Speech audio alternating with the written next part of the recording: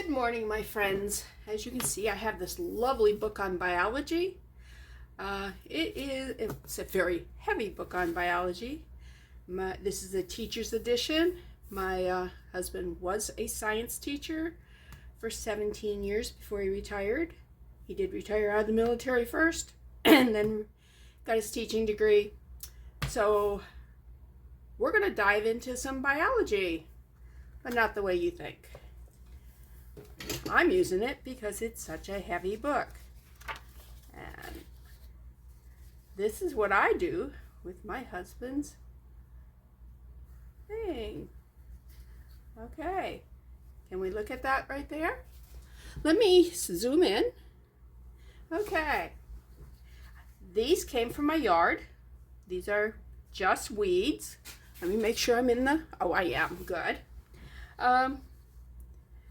This is like a little, it's not a sweet pea, but it's kind of like that kind of vine. And then let's see, let me pull the next page over. And all I did was take some, I almost called it typing paper. Just white paper that you'd use in your computer paper. That's what you use it. And you see the little tiny leaves? I can use those. Here's some more. There's actually it come from a shamrock. I do have shamrocks growing wild outside my house, which it's pretty darn awesome. All right, let me put this back over. These are dried. Let's go to the next. Wow, you can see that I really like these leaves and those shamrocks. See how pretty those are? You can pop that in, just put a little resin on. You don't need to put anything else in it. That would make beautiful, beautiful. This here makes a really pretty background for flowers and such. Same with this here. Look at this here. Let me move that leaf. I got those because they were that reddish color and you need some color. This one here's sweet.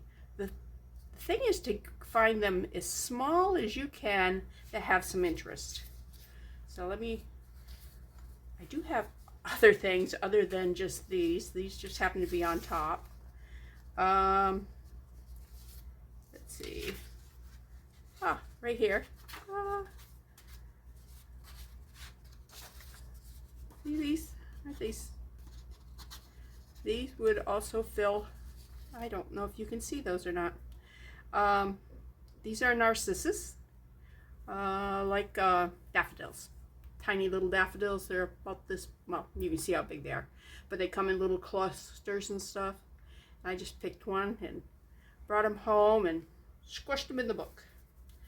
I'm not sure what I've done with the rest of them because I do have a lot more than just this. I have some coxcomb, some like dandelion type ones. All right, I leave them in here because they stay, it's more flat and it's more secure than putting them in my drawers or whatever. Anyways, that's what these heavy books are good for.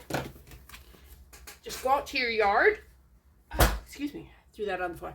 Go out in your yard and just start picking whatever you think might look really cool and stuff.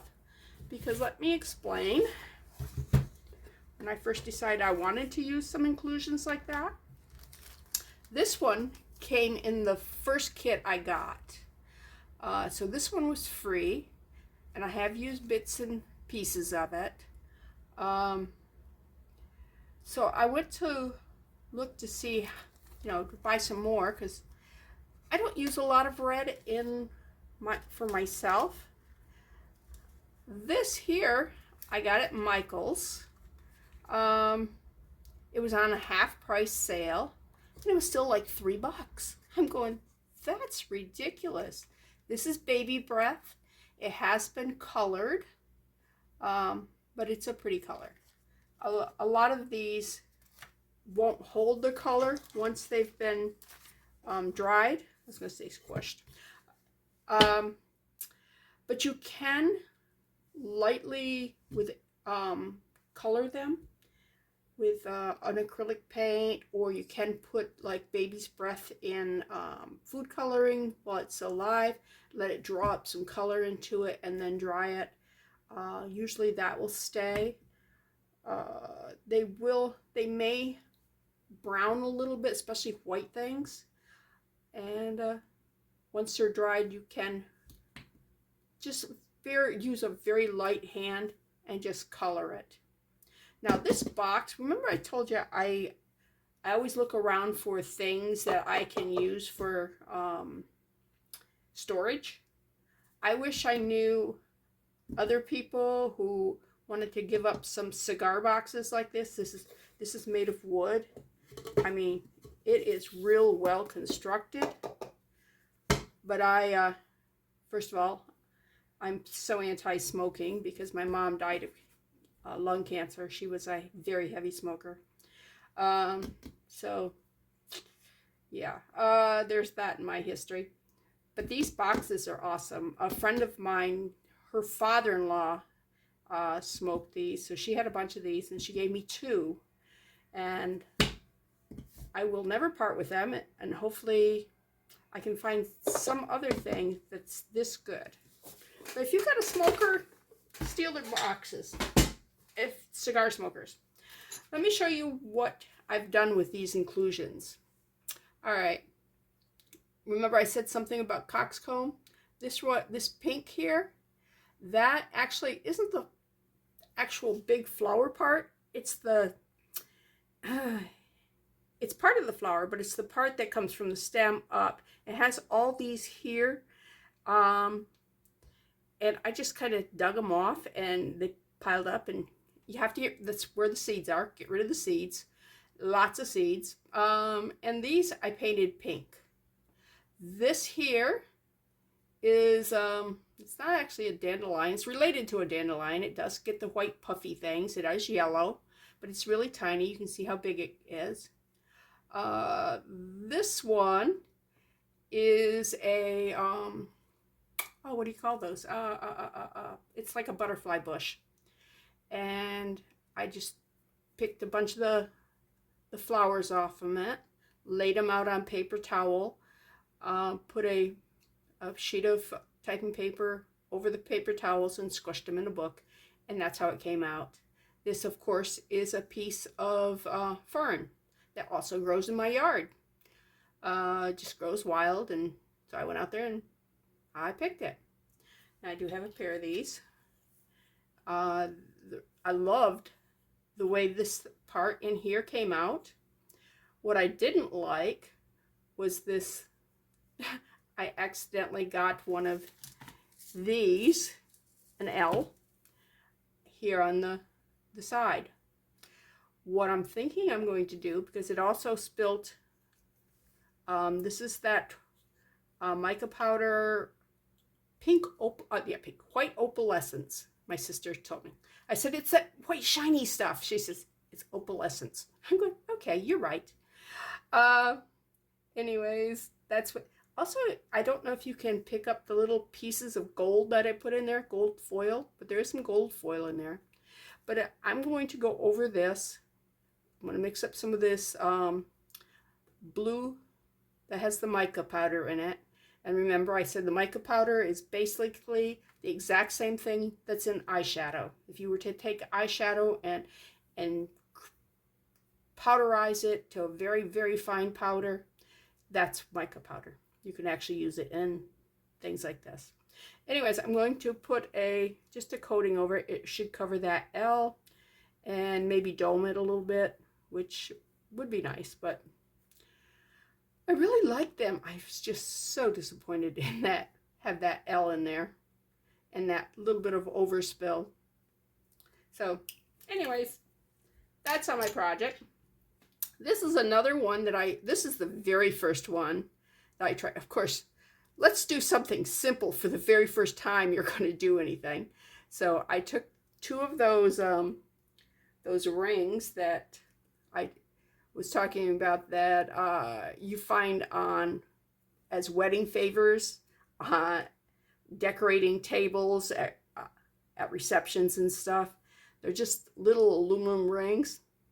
and I rolled a piece of silicone and just rolled it up like since the ring fit, all I had to do was roll it up and stuck it in there, so I had something to work off of. And then I just kept painting layer of clear resin on there. And once I've got a base coat cured, so it was hard, I started put a little bit on, and then I'd put some of these flowers in there. They don't stand out very well. And I did put some rhinestones in here, which kind of disappeared when the resin went over them. Got a little bit of gold foil in there. And I also, if you look at this, look at the big blump here, in here. It makes it a little less comfortable to wear. And also, it's awfully light for my skin tones. So, I will be taking some sandpaper and sanding this down here as much as I can so that it's less bulky. I can't do anything about the fact that I went too pink on that. I guess I could take a marker and go underneath it and like put black so the pink would stand out better. Don't you love it when your mouth quits working? Yeah. But oh, it does have a rhinestone right there too. I just caught the light on it. It kind of disappeared too. So those are little things that you can put in inclusion. Remember I already told you about these that I made. And this was just gold thread in the sewing department at Walmart. And I took long strands of it, made a pile of them, and then cut them in half, and then used a rotary cutter. See, it's a rotary cutter. Yeah. On a cutting mat, and just kept going over and over and over until I had a pile of like little gold confetti. So I'm using those for inclusions. The other thing I wanted to do today was talk about putting together the earrings that we make. I've got a pile here that need to have hooks put on. Once I've made a pair of earrings, if I don't hang them on my earring, it's just a box that my husband made, and it's got slats, and I can just hook all my earrings on there, and I can see them all. I can probably put 200 pair of earrings on between these two holders that I have in my bedroom. But those that I'm not going to keep for my personal use, I have for Christmas. I get most of my stuff for Christmas. I do have a punch that my husband bought me. And all I do was, do not judge me. I actually made this. This is the very first thing I ever crocheted.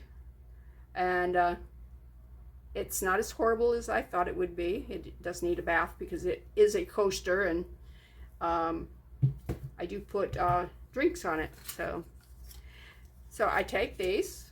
I take one of these, nice, it is not a thumbtack, it is a push pin according to my husband. I told him I needed some thumbtacks, and he brought me back the thumbtacks. I needed push pins.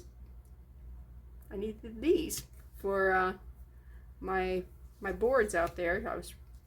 I break a lot of these. Anyways, all I do is I kind of eyeball it and just go like that. Then I have a place to put my hooks.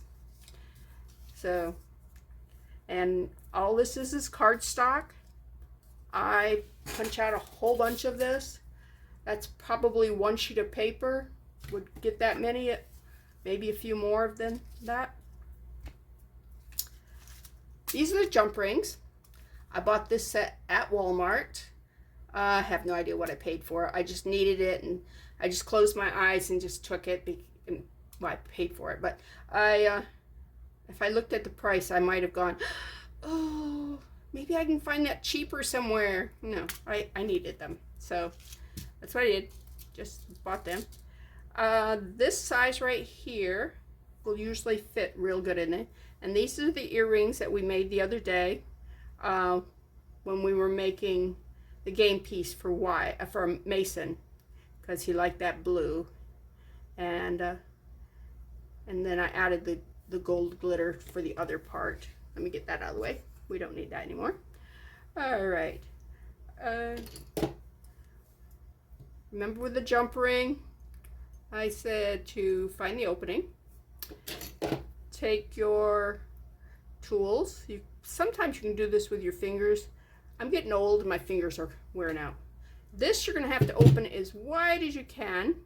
And don't go like this because it's very hard to get it back as a circle. Tend to not get it back as a circle. Okay. Now, if I was to just put this here and then do the jump ring on top of that, it would go this way. And then this would be your front. So what we do, go back into our trusty dusty pile of little jump rings, grab the little bitty ones. All right, those are all tied together. We don't want tied together. Okay. Now I skipped this the other day, and this part here, because I said, well, look at that. That looks closed. It's not fully closed. And some of the findings came off. Findings are just the silver parts that you use to put things together. Okay, you see that? I had lined it. I don't know if you can tell or not, but I lined that up. It's no longer off center. Let me do this one too. If you look at that, I don't know if you can see, but it is off. I don't know if I'm in the field of view or not because it is zoomed and I'm bringing it up even closer. But take my word for it, they are not lined up. And so we just kind of bring it up like this, go rock it a little bit until they're lined up, and there you go. Okay, so now we're going to take this, slide that one onto there, and we're going to close this big jump ring. We're not even going to open that small one. I'll show you in a minute.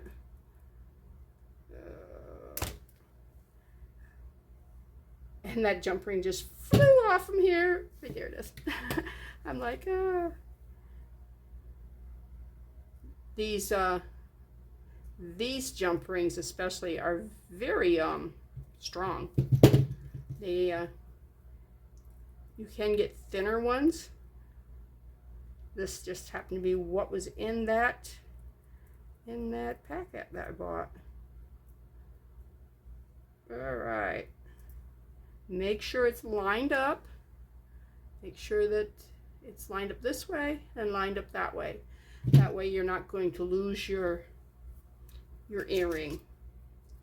Okay, on these hooks, on the front, it goes around like that, down like this, and around like this. So what we're going to do is, you can see that's a little off center already. We're going to open it up just a little bit. Make sure you know which side is your front on your earring. Face your excuse me, face your earring down, and then just go and whoops. Let's get that out of my hand. And hook that little one, the little jump ring. See? Hook the little jump ring on the earring part. Flatten it out. And voila, you have your earring on a hook. Next, what I do is I just hook it onto my fancy tag that I made. You can also use those for if you're selling. Then I got these. I don't know if you can see. Too much white, huh? This is just silicone backings. I got them off from eBay, and I have no idea how much I paid for them. I also have purchased some at Walmart. Again, it's one of those deals when you're doing it at Walmart, you just close your eyes and go, I need it. So don't look at the price. It's not a lot. It's just a lot if you're thrifty.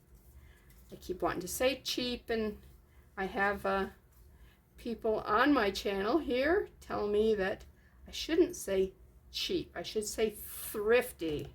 As you can see, I can do that with my fingers. But it does leave a dent on your finger, so probably using 2 pair of pliers is better. All right, and I'm gonna, before I put that jump ring on, I'm gonna close this just a little bit so I don't have quite so far to go, and hopefully I won't throw the small jump ring halfway across the room. It didn't go that far, but it could have. All right, let's put that on there. Let's turn this a little bit so it's got more room to, okay. And we just finished closing this one up. That one doesn't look like it's lining up real well. Just twist it a little bit again. Then look at it, make sure these are closed all the way. Get your earring. This is called a fish hook earring because it's kind of looks like a fish hook. And they are probably the easiest to find. All right, find your front, put that one down, put this one here, hook it on. All right, you see the little ball and the little spring thing? It wanted to go down into that hole, into that circle. So I had to push them back up and make sure that those are closed. Those are closed.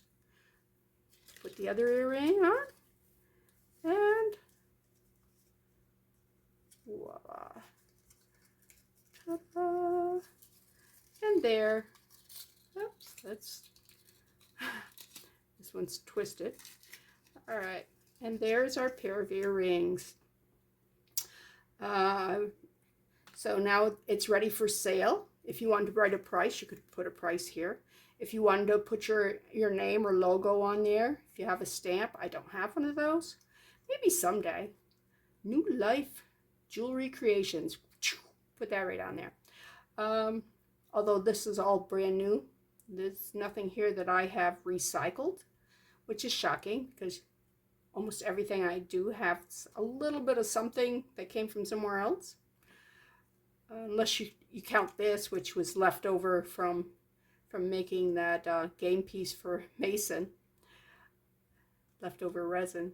But anyways, when I take my Christmas jewelry, earrings and stuff, and go to put them away for the season, I will put them on these cards so they don't become a tangled mess.